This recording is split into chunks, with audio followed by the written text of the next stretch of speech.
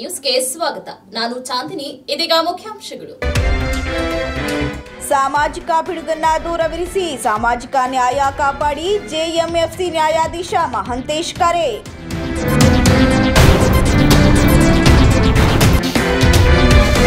ಬೇಲೂರಿನಲ್ಲಿ ಶ್ರೀ ವಿದ್ಯಾಗಣಪತಿ ಪ್ರತಿಷ್ಠಾನ ಜಾಗ ಕಬಳಿಕೆ, ಸಾರ್ವಜನಿಕರ ಪ್ರತಿಭಟನೆ.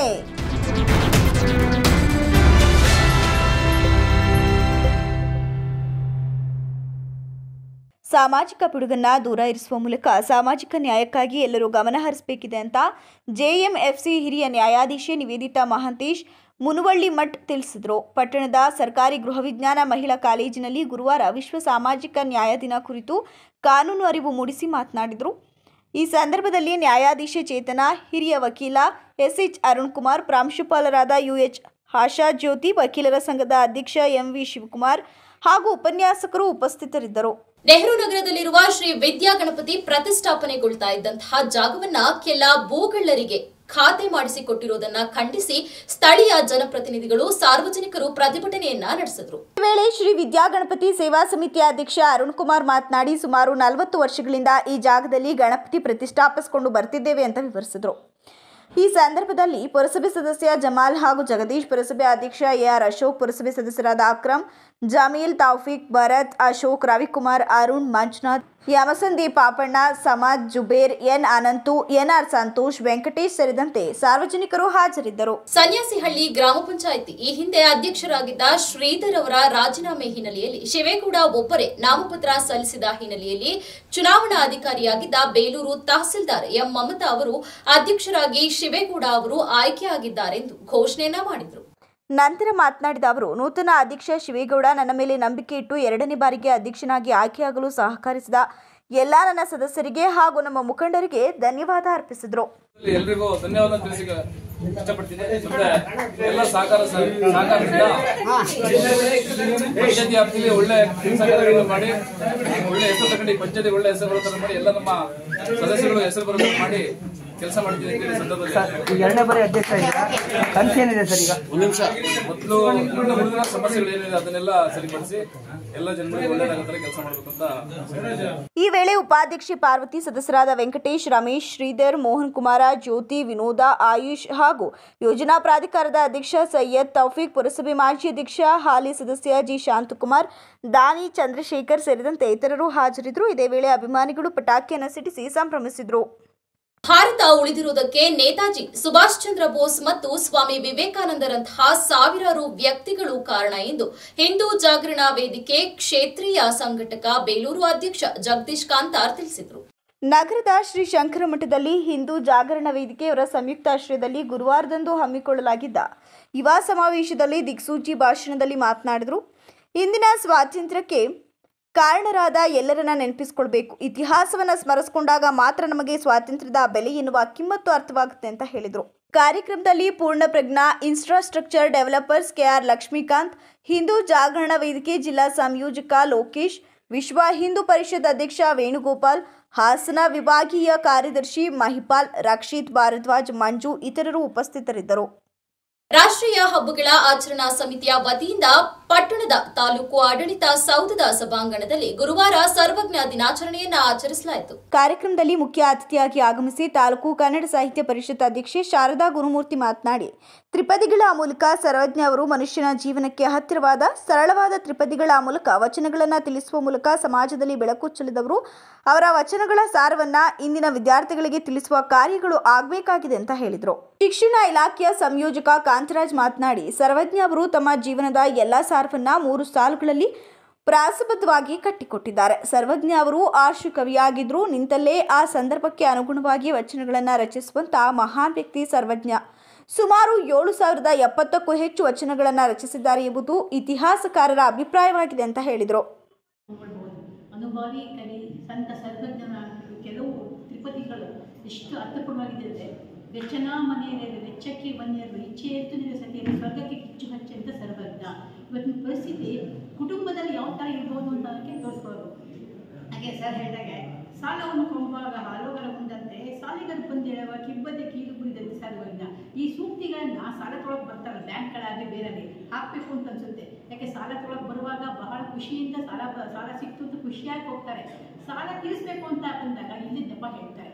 ಇಂತಹ ಅರಿವನ್ನು ಹಾಗೆ ವಿದ್ಯೆಗೆ ಬಂದು ನೋಡಿದ ತಾಯಿಯು ಶುದ್ಧ ವೈರು ಸರ್ವಜ್ಞ ಬಹಳ ಬಹಳ ಅರ್ಥಪೂರ್ಣವಾದ ತ್ರಿಪದಿಗಳು. ಈ ತ್ರಿಪದಿಗಳು 14ನೇ ಶತಮಾನ 20ನೇ ಶತಮಾನ ಅಲ್ಲ, ಇನ್ನು 50 ಶತಮಾನ ಆದರೂ ಉಳಿಸ್ಕೊಳ್ಬೇಕಾಗಿದೆ. ನಮ್ಮ ಸಮುದಾಯ ಉಳಿಸ್ಕೊಳ್ಬೇಕಾಗಿದೆ.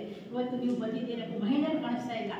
ಸಾಮಾನ್ಯವಾಗಿ ಸಮುದಾಯದ ಕಾರ್ಯಕ್ರಮ ಈ ಸಮಾಜದಲ್ಲಿ ಎಲ್ಲ ಕ್ಷೇತ್ರಗಳಲ್ಲಿಯೂ ಕೂಡ ಅವರು ತಮ್ಮ ತ್ರಿಪದಿಗಳಲ್ಲಿ ತಿಳಿಸಿದ್ದಾರೆ. ತ್ರಿಪದಿ ಅಂದ್ರೆ ಸರ್ವಜ್ಞರು ತಮ್ಮ ಎಲ್ಲ ಜೀವನದ ಸಾರವನ್ನ 3 ಸಾಲಿನ ಪದ್ಯಗಳಲ್ಲಿ ನಮಗೆ ಕಟ್ಟಿಕೊಟ್ಟಿದ್ದಾರೆ. ಆ 3 ಸಾಲಿನಲ್ಲಿಯೇ ಅಗಾಧವಾದ ಅರ್ಥವನ್ನು ಬರುವಂತೆ ಪ್ರಾಸಬದ್ಧವಾಗಿ ಅವರು ನಮಗೆ ತ್ರಿಪದಿಗಳನ್ನು ಕಟ್ಟಿಕೊಟ್ಟಿದ್ದಾರೆ. ಮತ್ತೆ ಸರ್ವಜ್ಞರು ಆಶುಕವಿಯಾಗಿದ್ರು. ಆಶುಕವಿ ಅಂದ್ರೆ ನಿಂತಲ್ಲಿಯೇ ಆ ಸಂದರ್ಭವನ್ನು ನೋಡಿ ತ್ರಿಪದಿಗಳನ್ನು ರಚಿಸುವಂತಹ ಸಾಮರ್ಥ್ಯವನ್ನು ಹೊಂದಿದ್ರು. ಆ ಕಾರಣಕ್ಕೆ ಬಹುಶಃ ನಮಗೆ 7070 ತ್ರಿಪದಿಗಳು ಅವರು ಬರೆದಿದ್ದಾರೆ ಅನ್ನೋ ಒಂದು ಮಾಹಿತಿ ಇದೆ. ಆದರೆ ಲಭ್ಯ ಇರುವಂತಹ ತ್ರಿಪದಿಗಳು ಕೇವಲ 1000ದಷ್ಟು ಮಾತ್ರ ಲಭ್ಯವಿವೆ. ಆದರೆ ಲಭ್ಯತೆಯೂ ಇಲ್ಲದೆ ಅವರು ಆಶುಕವಿಯಾಗಿ ರಚಿಸಿದ ಲಕ್ಷಾಂತರ ತ್ರಿಪದಿಗಳು ಇರಬಹುದು ಅಂತೇಳಿ ಇತಿಹಾಸಕಾರರು ಅಭಿಪ್ರಾಯ ಪಡ್ತಾರೆ. ಇಂತಹ ಮಹಾನ್ ಸರ್ವಜ್ಞರು ಬಹುಶಃ ಅವರ ಕಾಲ ಯಾವ ಕಾಲದಲ್ಲಿ ಬದುಕಿದ್ದರು. ಈ ಸಂದರ್ಭದಲ್ಲಿ ಕುಂಬಾರ ಸಂಘದ ಅಧ್ಯಕ್ಷರಾದ ಚಂದ್ರಶೇಖರ್ ಪಾಪಣ್ಣ, ಕಾರ್ಯದರ್ಶಿ ಚಂದ್ರಶೇಖರ್, ಶಿರಸ್ತೆದಾರ್ ರವಿಕುಮಾರ್ ಇತರರು ಹಾಜರಿದ್ದರು. ಮಹಿಳಾ ವೇದಿಕೆಯೊಂದು ರಕ್ತದಾನ ಶಿಬಿರ ಏರ್ಪಡಿಸುವ ಮೂಲಕ ರಕ್ತದಾನದ ಮಹತ್ವದ ಕುರಿತು ಮಹಿಳೆಯರನ್ನೇ ಹೆಚ್ಚು ಜಾಗೃತಗೊಳಿಸಿದ ಅಕ್ಕ ಮಹಾದೇವಿ ಮಹಿಳಾ ವೇದಿಕೆಯ ವತಿಯ ಕಾರ್ಯ ಅಭಿನಂದನಾರ್ಹ ಎಂದು ಸಕಲೇಶಪುರದಲ್ಲಿ ಶಾಸಕ ಸಿಮೆಂಟ್ ಮಂಜುನಾಥ್ ಪತ್ನಿ ಪ್ರತಿಭಾ ಮಂಜುನಾಥ್ ಹೇಳಿದರು. ಶ್ರೀ ಮಲೆನಾಡು ವೀರಶೈವ ಸಮಾಜ ಹಾಗೂ ಅಂಗಸಂಸ್ಥೆಗಳ ಸಹಯೋಗದಲ್ಲಿ ಅಕ್ಕ ಮಹಾದೇವಿ ಮಹಿಳಾ ವೇದಿಕೆ ವತಿಯಿಂದ ಆಯೋಜಿಸಿದ್ದ ರಕ್ತದಾನ ಶಿಬಿರವನ್ನು ಪಟ್ಟಣದ ಶ್ರೀ ಗುರುವೇಗೌಡ ಕಲ್ಯಾಣ ಮಂಟಪದಲ್ಲಿ ಉದ್ಘಾಟಿಸಿ ಮಾತನಾಡಿ, ಅತಿ ಹೆಚ್ಚು ಒತ್ತಡದ ಜೀವನ ನಡೆಸುತ್ತಿರುವ ಮಹಿಳೆ ಇಂದು ಹಲವಾರು ಕಾಯಿಲೆಗಳಿಗೆ ತುತ್ತಾಗುತ್ತಿದ್ದು, ಗರ್ಭಾಶಯ ಸಂಬಂಧಿತ ಕಾಯಿಲೆಗಳು ಬಂದಾಗ ಶಸ್ತ್ರಚಿಕಿತ್ಸೆಯ ವೇಳೆ ಹೆಚ್ಚು ರಕ್ತದ ಅಗತ್ಯವಿದ್ದು, ಇದರಿಂದ ಮಹಿಳೆಯರಲ್ಲಿ ರಕ್ತದಾನದ ಕುರಿತಾದ ಅರಿವು ಮೂಡಿಸುವ ನಿಟ್ಟಿನಲ್ಲಿ ಇಂತಹ ಶಿಬಿರಗಳು ಸಹಕಾರಿಯಾಗಲಿ ಅಂತ ತಿಳಿಸಿದರು.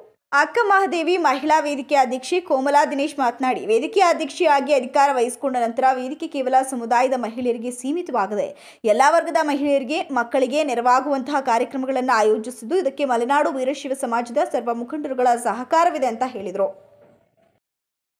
ಎಕ್ಸಾಂಪಲ್ ಹೇಳಕ್ಕೆ ಇಷ್ಟಪಡ್ತೀನಿ. ರಕ್ತದಾನ ಯಾಕೆ ಲೇಡೀಸ್ ಮಾಡಲ್ಲ ಅಂದರೆ, ಚಾಕುಗೂ ಇದ್ರಲ್ಲ, ಕತ್ರಿಗೂ ಇದ್ರಲ್ಲ, ಲೇಡೀಸ್ ಇರೋದು ಸೂಜಿಗೆ ಮಾತ್ರ. ಆದ್ದರಿಂದ ಕೆಲವರು ಇಂಜರಿಗೆ ಮಾಡ್ಕೊಳ್ತಾರೆ. ಹಾಗಾಗಿ ಕೆಲವರು 20% ಲೇಡೀಸ್ ರಕ್ತದಾನ ಮಾಡಲ್ಲ. ಹೆಲ್ದಿ ಇದ್ದರೂ ರಕ್ತದಾನ ಯಾಕೆ ಮಾಡಲ್ಲ ಅಂದರೆ ಅದೊಂದು ರೀಸನ್ ಆಗಿರುತ್ತೆ. ಮತ್ತು ನಮ್ಮಲ್ಲಿ ಆಗಿಂದನೂ ಒಂದು ಹೆಣ್ಮಕ್ಳಲ್ಲಿ ಒಂದಿದೆ, ಅದರ ಪೀರಿಯಡ್ಸ್ ಪ್ರಾಬ್ಲಮಿಂದ ಇದ್ದು ಪ್ರತಿಯೊಂದು ಆ ಮೆನ್ಸಸ್ ಪ್ರಾಬ್ಲಮಿಂದನೂ ಕೆಲವರು ಮಾಡ್ದಲೇ ಇರೋದಕ್ಕೆ ಕಾರಣ ಆಗಿರುತ್ತೆ.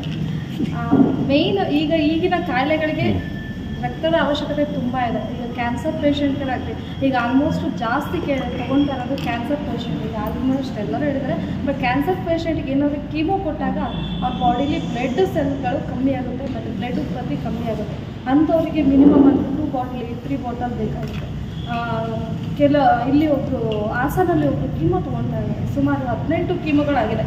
ಅವರಲ್ಲಿ ಕೀಮೋಗಳು ತೊಗೊಳ್ತಿದ್ದಂಗೂ ಅವರು ನರಗಳು 60 ಬಾರಿಗಿಂತ ಹೆಚ್ಚು ಬಾರಿ ರಕ್ತ ನೀಡಿದ ಬಿಜೆಪಿ ಅಲ್ಪಸಂಖ್ಯಾತರ ಮೋರ್ಚಾ ಜಿಲ್ಲಾಧ್ಯಕ್ಷ ಆನಂದ್ ಲಿಯೋವಾಸ್, ಬಜರಂಗ ದಳದ ಮುಖಂಡ ರಘು, 40 ಬಾರಿಗಿಂತ ಹೆಚ್ಚು ರಕ್ತದಾನ ಮಾಡಿದ ಕರವೇ ಜಿಲ್ಲಾಧ್ಯಕ್ಷ ರಘುಪಾಲ್ಯ, ಕರವೇ ಪ್ರವೀಣ್ ಶೆಟ್ಟಿ ಬಣದ ರಮೇಶ್ ಪೂಜಾರಿ ಸೇರಿದಂತೆ ಹಲವು ಮುಖಂಡರುಗಳು, ಹಲವಾರು ಮಹಿಳೆಯರು ರಕ್ತದಾನ ನೀಡಿದ್ದು ವಿಶೇಷವಾಗಿತ್ತು.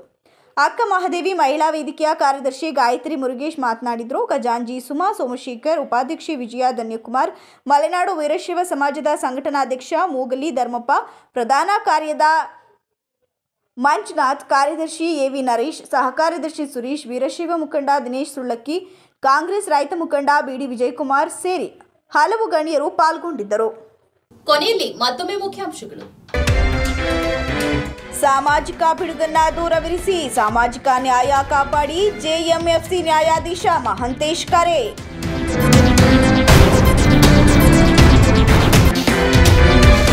ಬೇಲೂರಿನಲ್ಲಿ ಶ್ರೀ ವಿದ್ಯಾ ಗಣಪತಿ ಪ್ರತಿಷ್ಠಾನ ಜಾಗ ಕಬಳಿಕೆ, ಸಾರ್ವಜನಿಕರ ಪ್ರತಿಭಟನೆ.